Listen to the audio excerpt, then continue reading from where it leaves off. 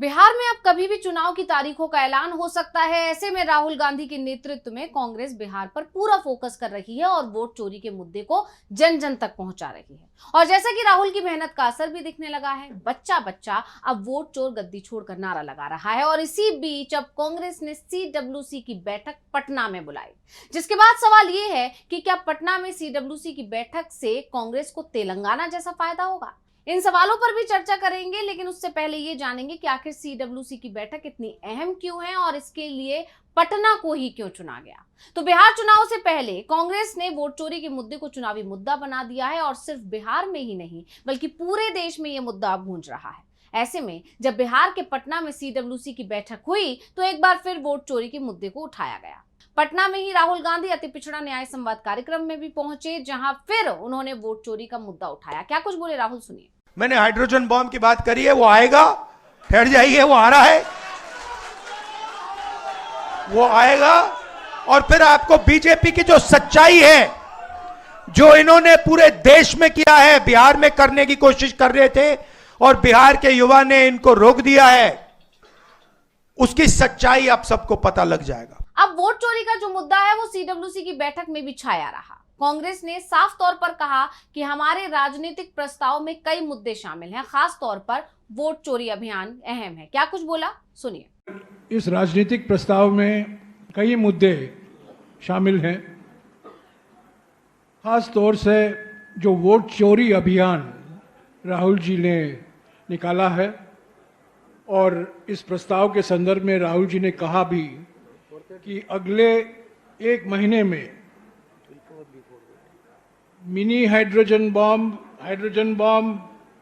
Uranium bomb, plutonium bomb, अलग अलग bomb फोड़ने वाले हैं अलग अलग जगहों में। ये शुरुआत है। कर्नाटक के महादेवपुरा और आलंद से जुड़े हुए जो खुलासे हुए हैं, ये एक शुरुआत है। और वोट चोरी अभियान के बारे में इस प्रस्ताव में काफ़ी लंबा जिक्र है। और जो अभी हमारे जो प्रभारी संगठन ने आपको बताया है कि 15 सितंबर से लेकर 15 अक्टूबर तक 5 करोड़ हस्ताक्षर का अभियान निकाला जाएगा। और ये 5 करोड़ सिग्नेचर हस्ताक्षर इलेक्शन कमीशन को सौंपे जाएंगे। एक इलेक्शन कमीशन जो हमारे सवालों का जवाब नहीं दे रहा है, जो इलेक्शन कमीशन ने साजिश रची है, प्रधानमंत्री और गृह मंत्री के कठपुतली बन गए हैं, उस संदर्भ में जो हम सिग्नेचर कैंपेन चला रहे हैं, वही 5 करोड़ हस्ताक्षर हम इलेक्शन कमीशन को सौंपेंगे। अब क्योंकि ये CWC की बैठक थी, ऐसे में वोट चोरी के अलावा भी कई अहम मुद्दों को उठाया गया और मोदी सरकार को घेरा गया। कांग्रेस कार्य समिति की विस्तारित बैठक करीब 4.5 घंटे तक चली। 51 लोगों ने बैठक को संबोधित किया। मीटिंग में 2 प्रस्ताव पारित किए गए, एक राजनीतिक प्रस्ताव था तो दूसरा बिहार की जनता से अपील थी, जिसमें से कुछ मुख्य बिंदुओं को हम आपको पढ़कर सुनाते हैं। आप स्क्रीन पर देख सकते हैं वो प्रस्ताव जो कांग्रेस वर्किंग कमेटी की बैठक में लाया गया है। तो आपको बता दें, इसमें लिखा है, आज पटना में विस्तारित कांग्रेस कार्य समिति की बैठक ऐसे समय में हुई जब बिहार की जनता खुद को एनडीए के कुशासन से मुक्ति दिलाने की तैयारी कर रही है। इस समय जब देश की स्थिरता, दूरदर्शिता और सहभागी शासन की जरूरत है, तब देश एक ऐसी सरकार देख रहा है जो सत्ता की चाह में सभी संस्थाओं और नैतिकता को अपने अधीन करने पर आमदा है। कांग्रेस कार्य समिति का मानना है कि संविधान और गणतंत्र पर बीजेपी आरएसएस का सुनियोजित हमला हमारे देश के ताने बाने को छिन्न भिन्न कर रहा है। स्वतंत्रता, समानता, भ्रातृत्व और न्याय आदि हमारे समाज के बुनियादी सिद्धांतों को छेड़छाड़ करने और उसे कमजोर किया जा रहा है। संसद को कमजोर किया जा रहा है, यहां तक कि संवैधानिक पद को भी नहीं बख्शा गया। सीबीआई और ईडी को राजनीतिक प्रतिशोध के कुछ उपकरणों में बदल दिया गया है, जिनका इस्तेमाल मोदी के शासन को चुनौती देने वाले किसी भी व्यक्ति के खिलाफ किया जाता है।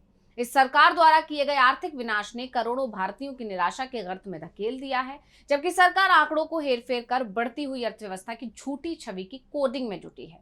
2014 से अब तक 80 से ज्यादा प्रमुख परियोजनाओं के प्रस्ताव रद्द हो चुके हैं, जिससे युवाओं को भविष्य में बेहतर पद मिले।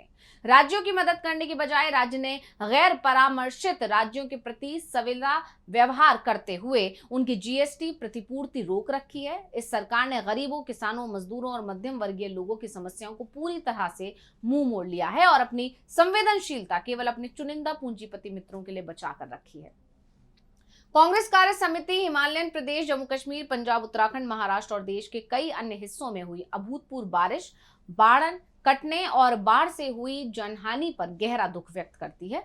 इन बाढ़ों से हुई तबाही का पैमाना बहुत बड़ा है। संकट की इस घड़ी में मोदी सरकार ने इन राज्यों को बाढ़ मारने, सहायता देने से भी इनकार कर दिया है, जिसकी उन्हें सख्त जरूरत है।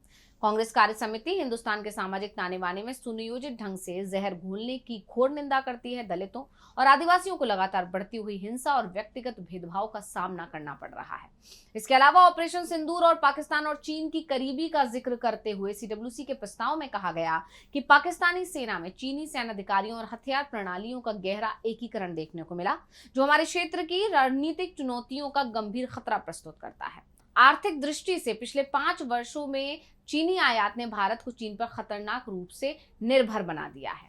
नेपाल में ताजा उपद्रव, हमारे पास में जारी प्रगति की स्थिति और मालदीव, म्यांमार, श्रीलंका और बांग्लादेश जैसे हमारे पारंपरिक सहयोगियों का चीन के प्रति रणनीतिक झुकाव भी हमारे राष्ट्रीय हितों के लिए विनाशकारी है।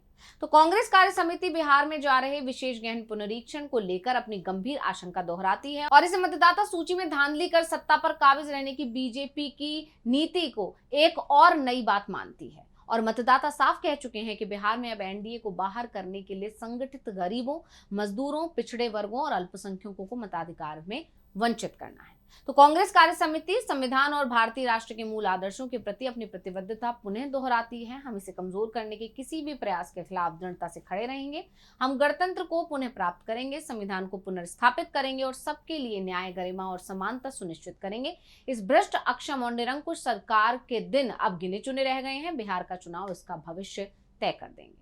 प्रस्ताव में कई और बातों का भी जिक्र किया गया, लेकिन हमने यहाँ पर कुछ अहम बिंदुओं के बारे में बात की, कुछ मुख्य बिंदुओं के बारे में बात की। वहीं दूसरी तरफ अपनी इस बैठक में कांग्रेस ने एनडीए में चल रही खटपट का भी जिक्र किया।